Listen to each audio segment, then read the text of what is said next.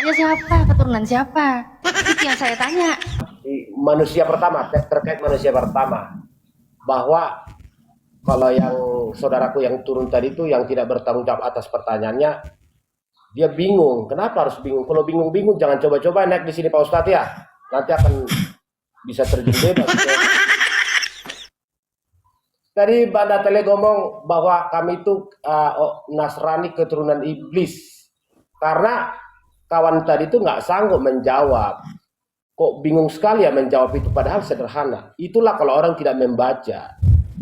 Begitu. Kalau saya menyebut ya, Mbak Natalia salah bagian dari keturunan iblis itu juga, karena belum ada manusia pada zaman itu.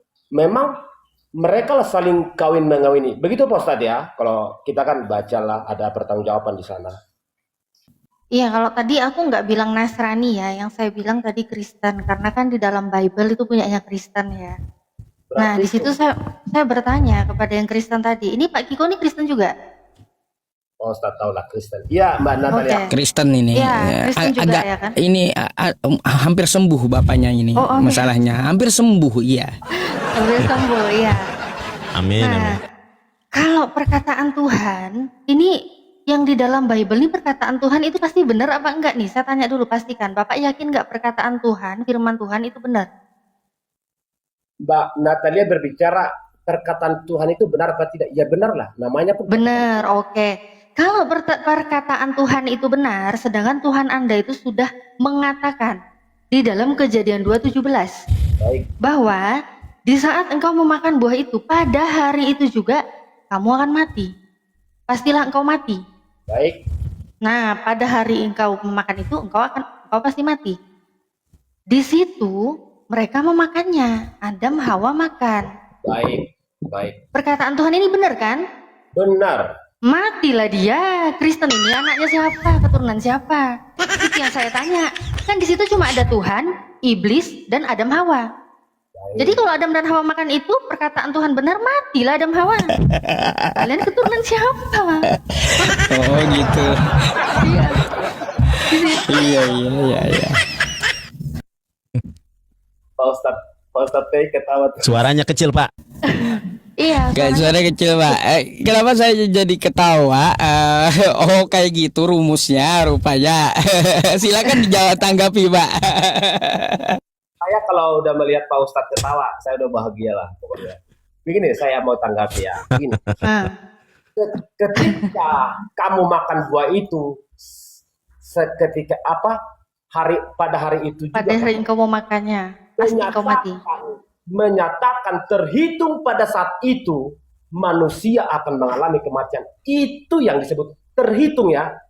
Bukan saat itu mati, bukan. Tadi kawan kita mungkin tidak bertanggung jawab atas pertanyaan yang disampaikan buat teman-teman yang saya hormati di sini. Tapi tidak benar, kita harus apresiasi lah. Berani naik, berani Coba dibaca Pak Kiko. Pak Kiko coba baca. Di situ Tuhan mengatakan pada hari engkau memakannya pastilah engkau mati, atau nanti nih 1000 tahun lagi baru mati. Ayo. menyatakan terhitung pada hari itu bahwa manusia yang ciptaan yang mulia itu akan mengalami kematian yang disebut secara manusia. Itu akan atau pada hari engkau memakannya? Matinya itu pada hari engkau memakannya atau akan mati? Begini, saya tidak mau terjebak dengan Anda untuk Bukan terjebak. Coba Bapak baca dulu Pak, silakan. Bapak baca dulu. Saya baca, saya tidak mau sombong, pasti harus saya jawab. Terhitung mulai saat itulah manusia dinyatakan akan mengalami kematian. Enggak gitu bunyinya. Belum ada agama, nggak usah kita berbicara agama Kristen, agama Islam, belum ada. Ini mutlak manusia cipta pertama Tuhan itu sendiri. Begitu, Mbak Natalia yang saya hormati. Oke, aku buka data aja ya. Kan Bapak kan sudah baca. Coba nih, saya baca lagi. Mungkin saya bacanya salah ya Pak ya. Coba saya baca coba ya. Saya baca nih. Mungkin saya yang salah bacanya. Mengartikannya yang salah. Enggak, saya nggak perlu mengartikan lah, baca aja karena saya nggak punya hak untuk menafsirkan ya. Ini di Kejadian 2:17. Gedein. Oke. Kejadian 2:17. Tetapi pohon pengetahuan tentang yang baik dan yang jahat itu, janganlah kau makan buahnya, sebab pada hari engkau memakannya, pastilah engkau mati. Kau mati Pak, mati. Pada hari engkau memakannya Pak, gimana Pak? Ini katernya Tuhan Pak. Nggak apa-apa Mbak Natalia mengartikannya seperti yang Mbak Natalia maksud. Itu saya hormati, enggak saya nggak mau Kalau membantah. di sini menurut Tuhan Anda, pada hari engkau memakannya pastilah engkau mati, atau baru dihitung-hitung lagi nih nanti kapan-kapan matinya? Menurut data yang tertulis. Oke, baik. Saya harus menghargai itu. Apapun pendapat siapapun di sini tetap saya harus hargai dan hormati. Begini, manusia kalau tidak jatuh ke dalam dosa itu karena dia melanggar perintah yang sudah dibuat kepada dirinya, ciptaan Tuhan tersebut, makhluk itu, manusia itu. Tapi dia melanggar. Ketika dia melanggar, maka mereka akan mengalami kematian. Begitu Mbak Natalia. Matinya kapan kata Tuhannya Anda? Ya setelah umurnya berakhir dong. Pada hari engkau memakannya lah, pokoknya enggak aja. Oke, saya tetap menghormati itu. Kalau katakanlah Adam tidak memakan sama Hawa, manusia itu tidak akan pernah mengalami kematian itu menurut ajaran yang kami yakini seperti itu. Mbak Natalia, silakan. Ya itu menurut iman Bapak ya Pak ya. Berarti Bagaimana iya. saya Enggak, saya hargai aja, itu kan menurut iman Bapak. Tapi kalau secara data seperti itu, begitu Pak. Jadi ya saya heran juga kalau Bapak bilang nanti terhitungnya gimana gitu. Sedangkan Tuhannya Anda sendiri mengatakan seperti itu gitu loh. Ya. Jadi ini yang benar Tuhannya Anda atau perkataan Anda? Saya atas pertanyaan. Ya, Saya hanya silakan, bisa Pak. mendoakan aja. Lanjut Mbak Natali. Yang garang nanyanya. Gitu. Kalau tema yang tadi mau dibawa Mas Nandar gimana, Pak Kiko? Tadi nyimak ya, Mas Nandar mau membawa tema tentang nubuatan ya.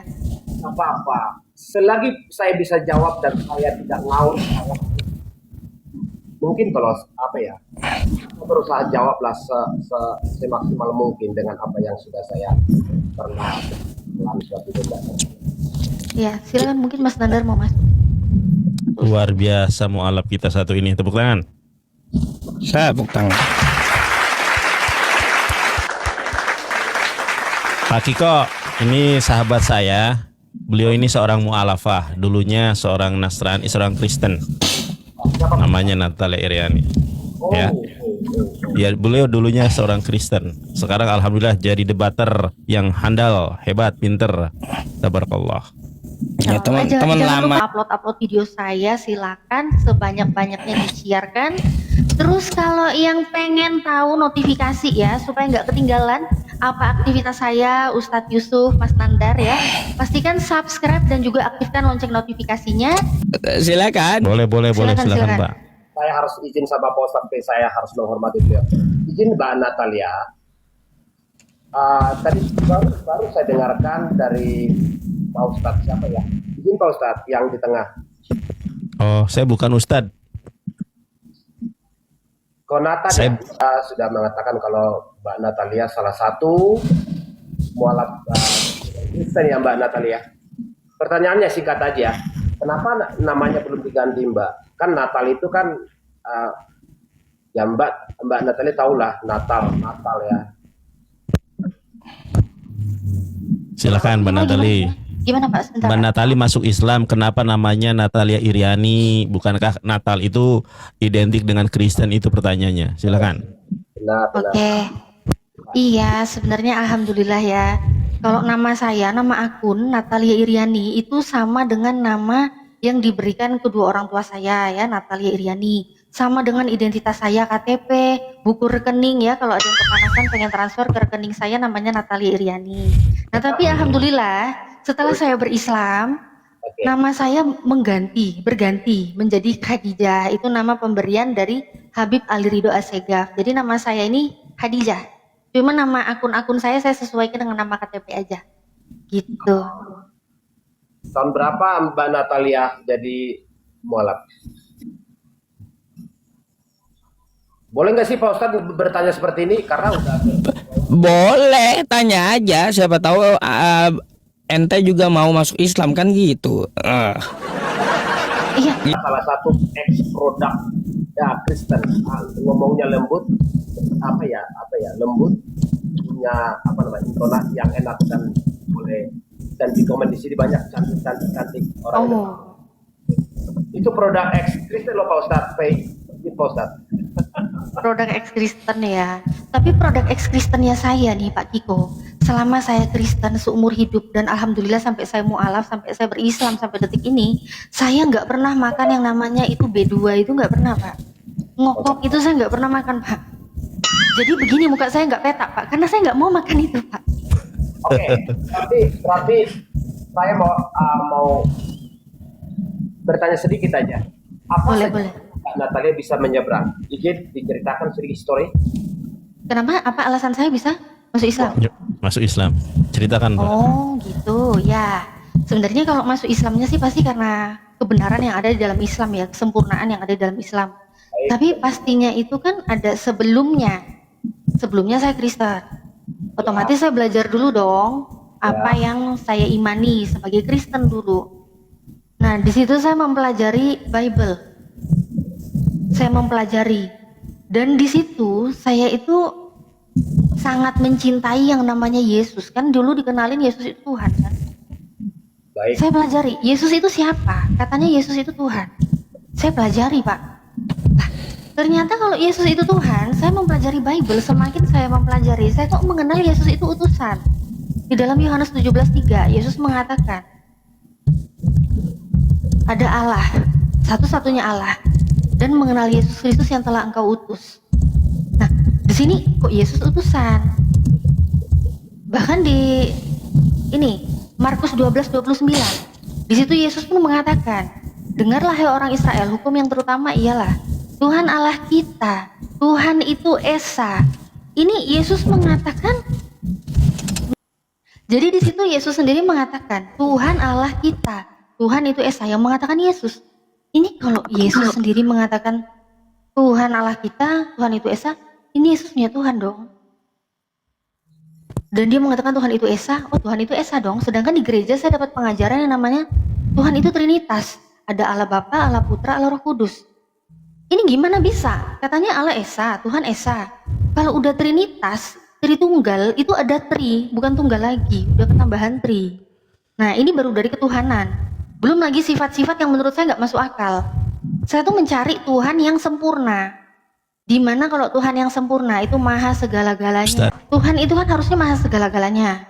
Tuhan tidak pernah mati, Tuhan tidak pernah lapar, Tuhan tidak pernah ketakutan.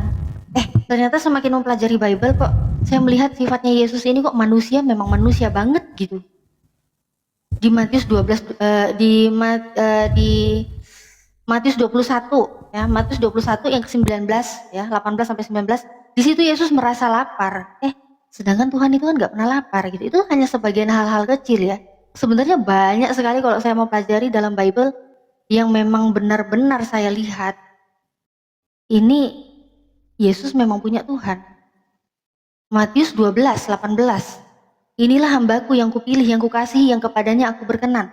Ternyata setelah dilihat satu perikop, judul perikopnya pun Yesus hamba Tuhan. Hamba Tuhan, ini selagi dia hamba Tuhan, kok hamba Tuhan dijadikan Tuhan ini gimana gitu. Itu yang paling penting sih di situ sih. Tapi selama aku pelajari Bible ini, kalau aku ceritakan semua di sini nggak cukup Pak waktunya Pak, nggak cukup. Karena banyak banget yang saya pelajari di dalam Bible, bahkan kontradiksi-kontradiksi. Terus kemudian hal-hal yang sangat aneh ya Pak ya. Sebenarnya kalau mau melihat agama yang benar itu kan kita nggak hanya melihat dari ajaran kasihnya, enggak ya. Maksudnya kalau hanya mengasihi sesama, saya rasa semua keyakinan pun sama-sama mengajari untuk saling mengasihi, benar ya Pak ya. Bahkan orang ateis pun bisa dia mengasihi sesama. Nah tetapi pilihan saya untuk berislam itu Pak Kiko, saya harus mempunyai agama itu dari 3 aspek. Coba. Aspek teologis, ketuhanan, harus benar Tuhannya ya. Kemudian aspek yang lainnya itu adalah aspek ibadah. Ya, Nah, ibadahnya pun harus benar. Benar nggak? Perintah ibadah ini perintah datang dari Tuhan. Kalau muamalah ya itu hampir semua lah, hampir semua keyakinan pasti mengklaim dia mengajarkan kebaikan, itu udah jelas. Nah tapi dua aspek ini, teologis dan ibadah, saya hanya menemukan itu di Islam. Kenapa saya bilang hanya menemukan di Islam? Pertama, kita uji dari kitab sucinya Pak. Saya uji.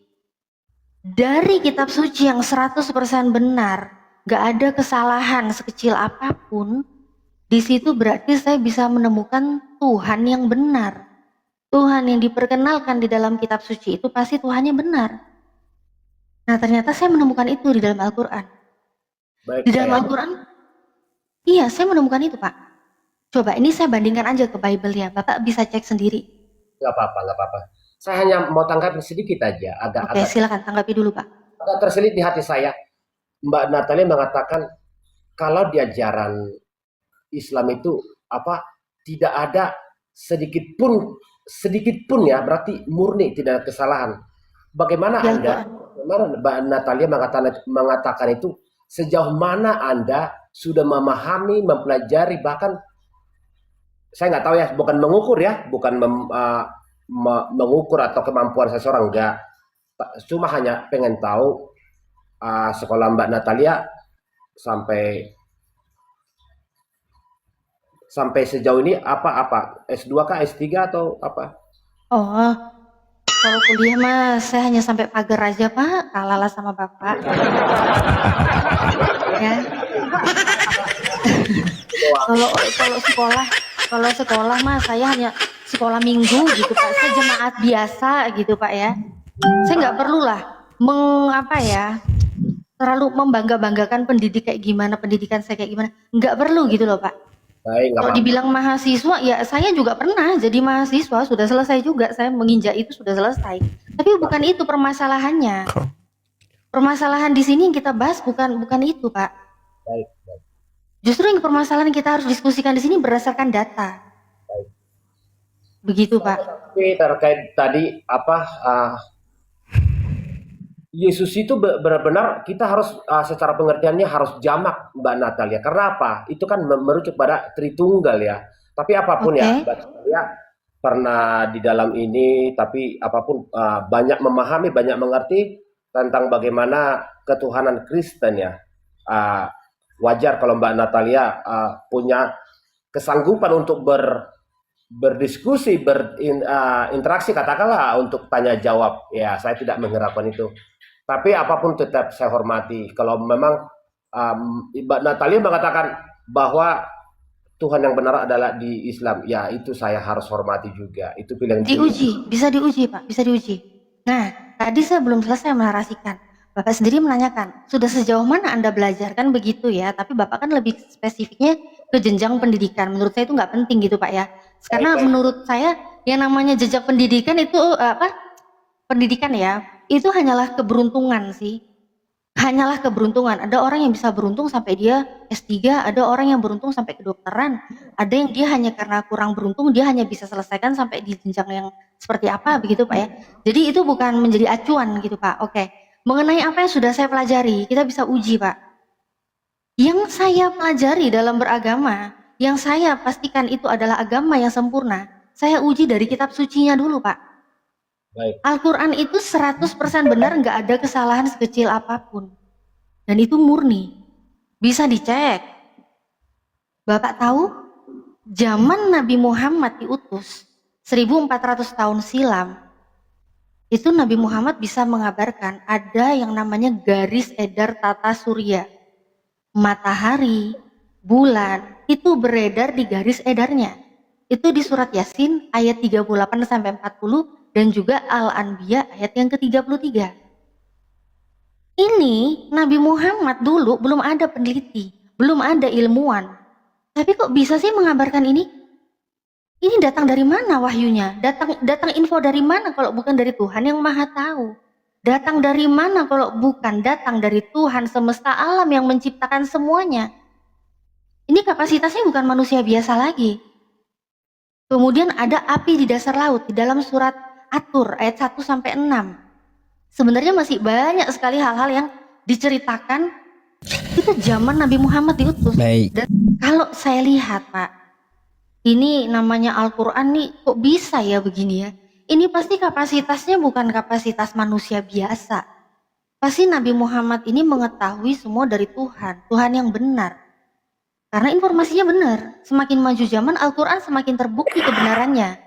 Nah, tapi kalau saya ingat-ingat Pak, dengan zaman saya membaca Bible, semakin saya pelajari, saya semakin menemukan hal-hal yang ini benar yakin datang dari Tuhan yang Maha Tahu. Contoh, Yesaya 65:25. Di situ apa Pak dinarasikan? Serigala, domba, itu mereka makan bersama-sama. Serigala kok ketemu domba malah diajak makan bareng? Kok nggak dombanya yang dimakan? Terus mereka makan apa? Makan jerami. Lah kok bisa Pak? Ini Tuhan Tuhan yang gimana ini kok bisa ngasih informasi seperti ini gitu loh. Ini yakin Tuhan yang Maha Tahu menginformasikan seperti ini. Kemudian ada ular makan debu di Kejadian 3:14. Ini saya seumur hidup sampai sekarang saya nggak pernah menemukan ular itu makanannya debu. Ular itu makanannya apa? Daging. Kita tahu lah rantai makanan. Ular itu makan apa? Masa sih makan debu ular? Ada-ada aja. Ini yakin Tuhan yang benar menginformasikan seperti itu. Bahkan yang lebih kocak lagi, di Ulangan 11:30 ada matahari itu terbenamnya di sebelah jalan raya. Ini firman Tuhan atau apa? Ini bisa dicek Pak, Ulangan 11:30. Jalan raya. Iya, Ulangan 11:30 di situ ada matahari yang terbenam di sebelah jalan raya. Nah, ini informasi-informasi seperti ini gimana bisa saya menemukan Tuhan yang benar sedangkan informasinya seperti ini? Kalau di Al-Qur'an dengan informasi yang teruji kebenarannya, ya, di situ maka jelas, oh ternyata di Islam, di dalam Al-Quran saya diperkenalkan Tuhan yang benar. Apa? Di dalam surat Toha 14. Sesungguhnya aku ini Allah, sembahlah aku dan dirikanlah sholat untuk mengingat aku. Ini jelas nih, Tuhannya jelas. Dia memperkenalkan dirinya, dia minta disembah, dia memperkenalkan, dia memerintahkan manusia untuk menyembahnya. Dan di situ ada aspek ibadah. Apa? Sholat. Dirikanlah sholat untuk mengingat aku. Ini kita bisa lihat ya, bukti nyata Islam di negara manapun, orang yang mengaku muslim, kalau ditanya Tuhanmu siapa? Allah. Tuhanmu siapa? Allah. Dari negara apapun, baik dia di tempat terpencil pun pasti dia akan mengatakan Allah. Mau dia sholat di rumah, sholat di masjid, Tuhannya pasti Allah. Nggak ada, Tuhan saya, Tuhan kamu siapa? Allah tapi begini, tapi begitu. Nggak ada. Dan kemudian sholat yang Allah perintahkan, dirikanlah sholat, itu pun sangat jelas. Sholat umat muslim, Islam di negara manapun, kalau sholat itu sama. Gak ada yang bisa dimodif-modif, gak ada Pak.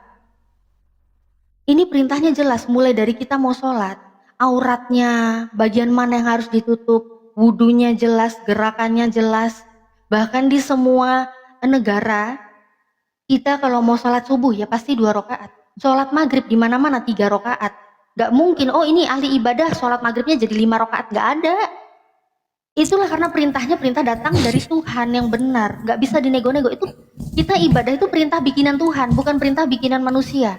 Coba kalau Kristen, Pak Kiko gereja mana di Kristen? Mungkin Protestan, karismatik, atau gereja apa ya kan? Advent mungkin.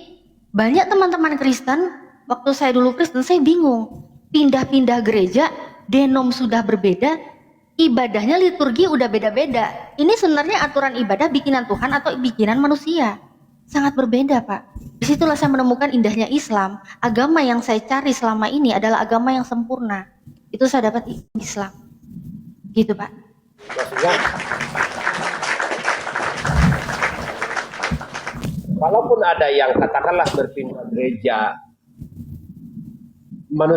manusia sifatnya melanggar. Ada yang taat, ada yang melanggar. Itu nggak bisa kita simpulkan kalau masalah perilaku. Perilaku manusia bermacam-macam. Kalau masalah katakanlah pindah ada penyebab, kadang-kadang mungkin Ustadz Yusuf noise. pindah tinggal, pindah alamat, pindah pekerjaan, mungkin masalah faktor-faktor lain seperti itu Mbak Natalia kan sudah pernah tahu lah di dalamnya kan, seperti itu. Bukan karena kenapa, kalaupun itu kan pribadi. Kalau memang ada pun yang sifatnya melanggar pribadi namanya Mbak Natalia. Oh, di sini saya bukan membicarakan oknum, Pak. Kalau oknum saya tahu, di semua keyakinan pasti ada oknum. Tapi yang kita lihat aturannya. Yang saya bingung aturan beribadah. Kalau di Islam ibadahnya aturannya jelas. Nabi Muhammad sendiri mencontohkan dan itu perintahnya dari Allah. Nah, tapi kalau Kristen, waktu saya Kristen yang saya bingung, ibadah ini liturginya aja udah beda-beda. Apa aja Di beda? GBI, di karismatik, ya kan? Karismatik, loh, udah jelas beda loh Pak. Di karismatik ibadahnya gimana? Semarak musiknya, dengan gumbrang-gumbrang dan tepuk tangannya. Belum lagi ada penari tamborin yang pakai roknya dikibas gitu, yang ada pakai pita gitu, ya kan? Pernah aku dulu nari gitu juga. Aduh. Ya.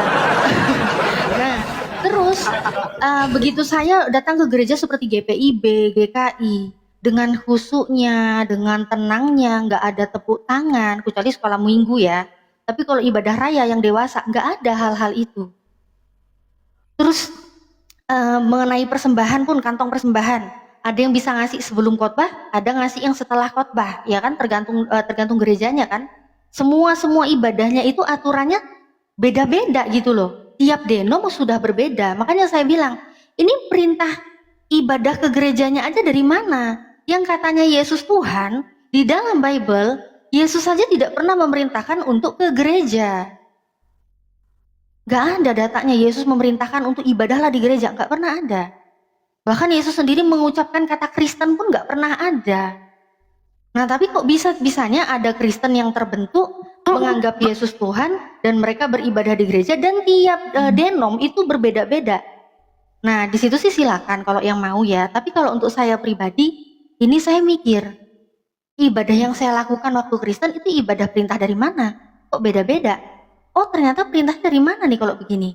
Kalau perintah dari Tuhan, gak mungkin dong dinego-nego sama orang, dibolak-balik, dimodif-modif, itu berarti sudah bercampur dengan ulah tangan manusia. Apalagi kalau jelas nggak ada perintahnya, mereka ibadah-ibadah sendiri, nggak ada perintahnya, kayak gimana aturannya? Aturan dari mana kalau hal itu, Pak? Yang saya bicarakan di situ, bukan oknum, bukan masalah orang mau gimana, saya nggak bicarain itu, Pak. Kalau oknum mah, semua agama pasti ada oknum. Yang kita lihat aturannya. Silakan, Baik, Pak. saya mau bertanya yang lain aja karena apa? Karena saya nggak tahu tadinya Mbak Natalia itu ex dari Kristen. Saya tidak Saya mau, ex-Kristen. jadi saya tidak mau merana yang sifatnya personal lagi. Saya lebih kepada kita boleh berdiskusi supaya menyehatkan penonton. Mungkin kalau masih